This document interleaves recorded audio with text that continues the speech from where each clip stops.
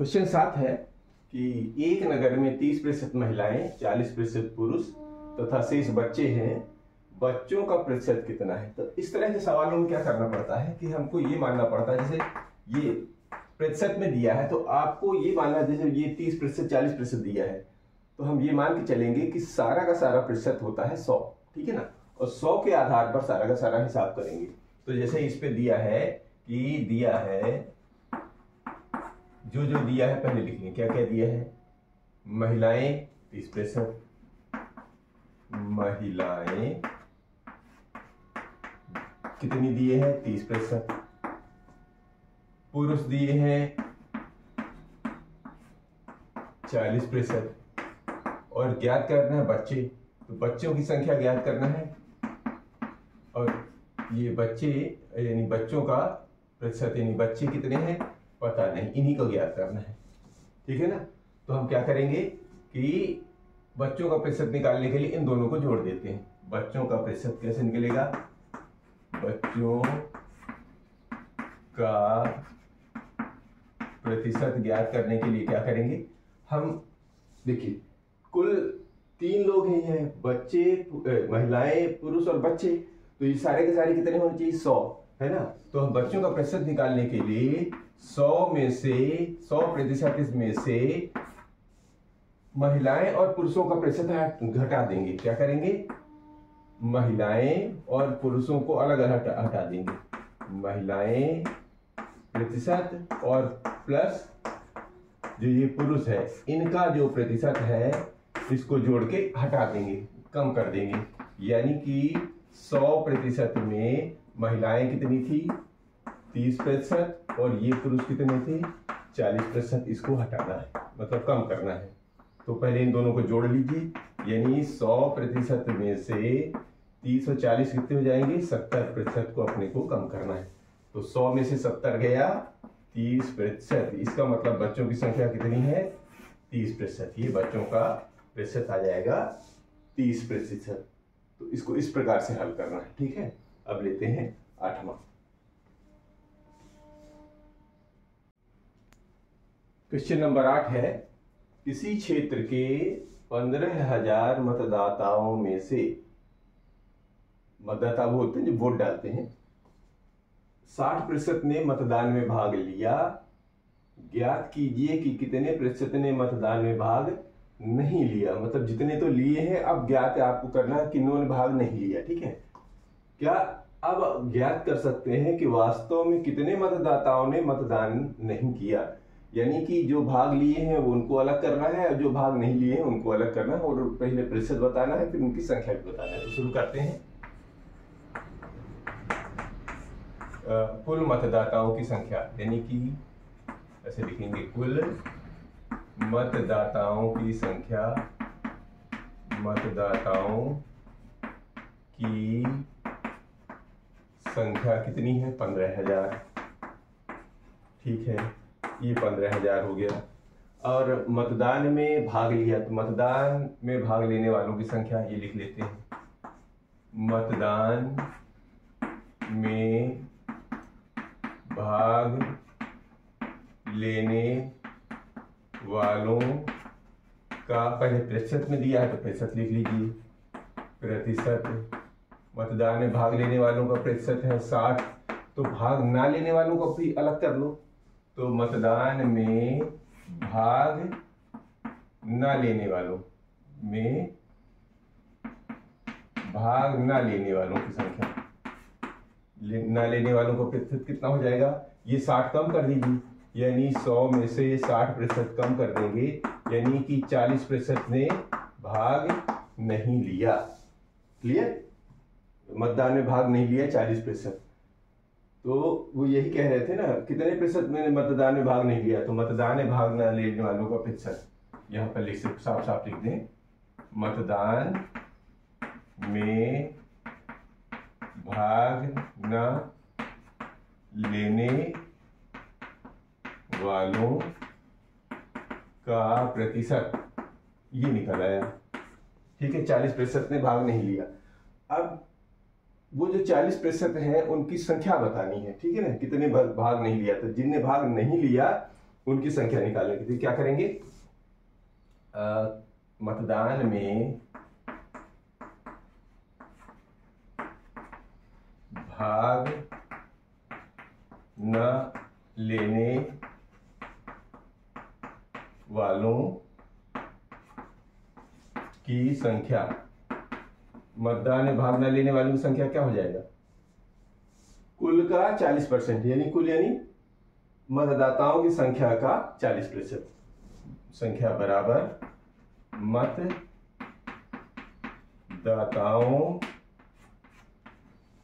की संख्या का 40%। इतने लोगों ने मतलब वोट नहीं किया, तो मतदाताओं की संख्या का 40% कैसे लिखेंगे, कुल मतदाता गुणे 40%। इसको अगर हल कर ले तो कुल मतदाता कितने हैं, 15,000, और 40% का मतलब होता है 40/100। और अगर इसी को हल कर दें तो हमारा काम हो जाएगा। तो कैसे करेंगे, 1 शून्य से 1 शून्य और 1 शून्य से 1 शून्य कर देंगे, तो इधर बच गया 1500 और इधर बच गया है 4, तो 15 चौके 60 है ना, 15 चौके 60 और 2 शून्य और 1 और 2, यानी कि 6000 ने मतदान में भाग नहीं लिया। मतदान में भाग ना लेने वालों की संख्या कितनी है, 6000। यहां लिख लेंगे मतदान में भाग ना लेने वालों की संख्या, मतदान में भाग ना लेने वालों की संख्या, ये निकल आई। ठीक है, इस तरह निकालना है इसको। ये रहा प्रश्न क्रमांक 8। प्रश्न क्रमांक 9 है कि मीता अपने वेतन में से रुपया 4000 बचाती है। ठीक है, यदि यह उसके वेतन का 10%, जो बचा रही है वो 10% है, तब उसका वेतन कितना है, तब उसका कुल रियल वेतन कितना है, ये ज्ञात करना है। तो इसके लिए क्या करना पड़ता है, अब कुल वेतन ज्ञात करना है तो हम मान लेते हैं कि वह वेतन x है, माना उसका वेतन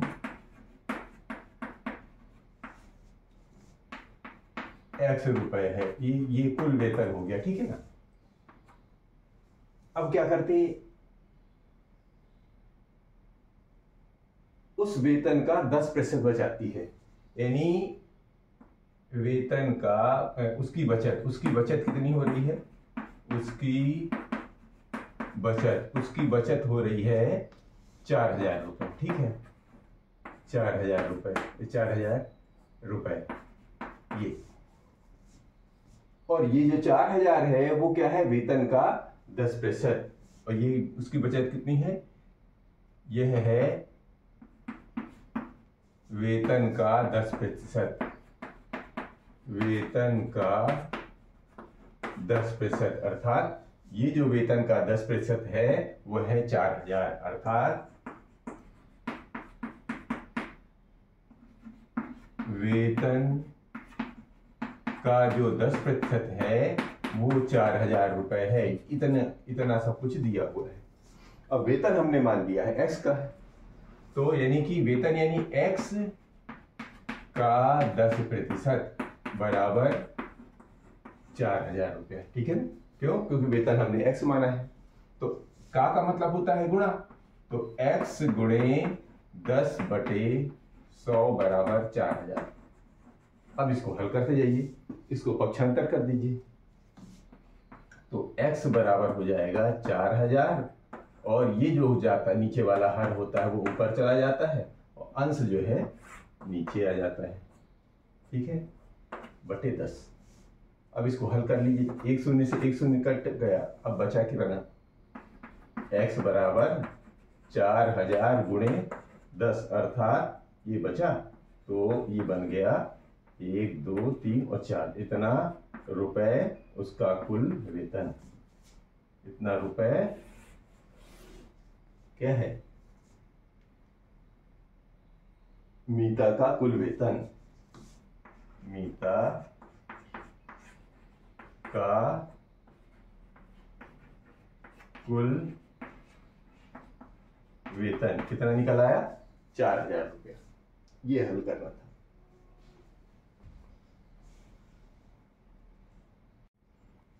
इसी का 10वां प्रश्न है कि एक स्थानीय क्रिकेट टीम ने, जो लोकल टीमें खेलते हैं हम लोग, एक सेशन में, एक सत्र में, एक सीजन में, सत्र माने एक सीजन में 20 मैच खेले। इनमें से उस टीम ने 25% मैच जीत लिए, ठीक है। और जीते गए मैचों की संख्या कितनी है? नहीं यार, प्रतिशत में दिया हुआ है, आपको संख्या बतानी है।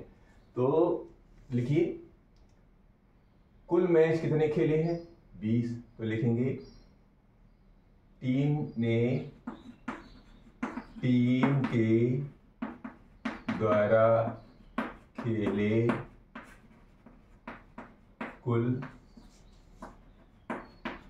कुल मैच कितने हैं? 20, ठीक है। टीम के द्वारा कुल 20 मैच खेले गए। फिर 25% में जीते हैं, तो टीम के द्वारा जीत, टीम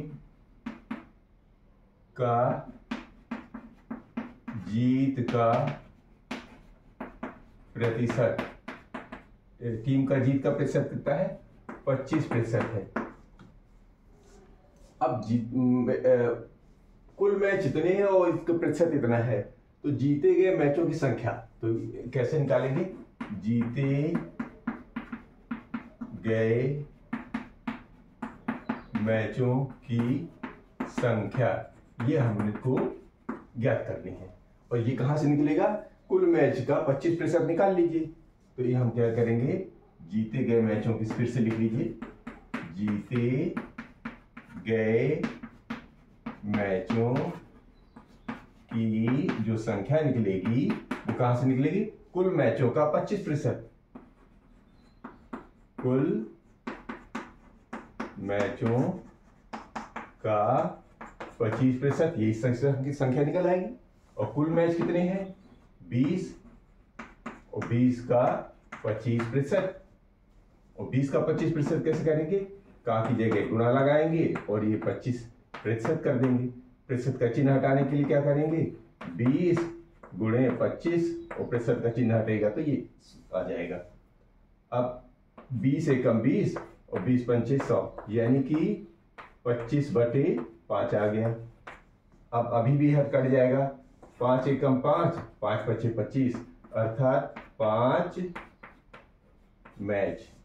तो जीते गए मैचों की संख्या कितनी हो जाएगी? 5 मैच। यहां लिख लीजिए, जीते गए मैचों की संख्या, ये ज्ञात करना था। तो इस तरह ये प्रश्नावली 7.1 का 10वां सवाल भी हल होता है।